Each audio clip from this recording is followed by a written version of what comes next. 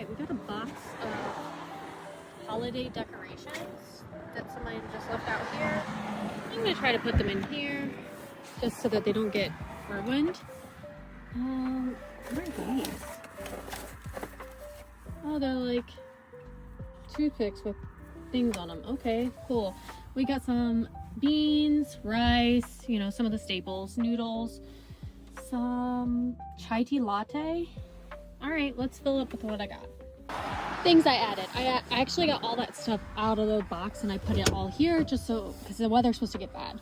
I put a scarf and some hats, a blanket, a organizer, tons of soups because it's freezing here, a little stuffy, this like transformer, this book bag purse that's like never been used, these headphones because I felt like with going back to school, it's that time of year. Like I said, it's super cold, so I put lots of chicken noodle soups, a reusable bag, and that's it.